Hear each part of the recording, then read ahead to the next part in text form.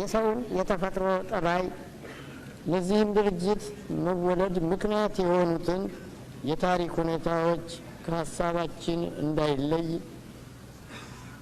የሚገባ ነው። ይህንንም ማለት የሚያስደፍረን ልዩ ልዩ ምክንያቶች አሉ።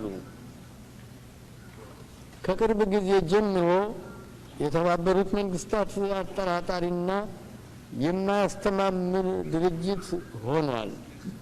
እስካሁን ባከናወነውም ሲመዘን አሁን በምንገኝበት ዓለም ያሉትን ብዙ ችግሮች ለማስወገድ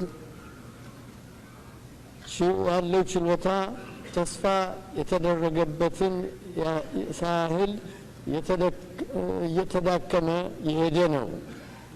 አንዳንዶቹ የቃል ኪዳን ድንጋጌዎች ለጊዜው ተላልፏል።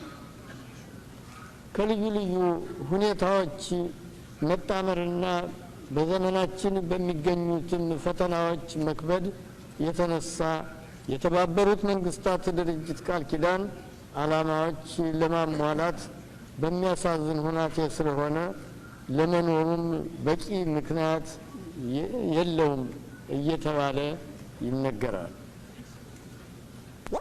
በመዋል ስለ ዓለም ጸጥታ መጠበቅ ብዙ እንዲያከናውን ይችል የነበረው ያ መንግስታት ከዚህ የተለየ ሆኖ መገኘቱ የሚያበረታታ ነው ለማለት ይቻላል። እውነት ነው። በቃል ኪዳኑ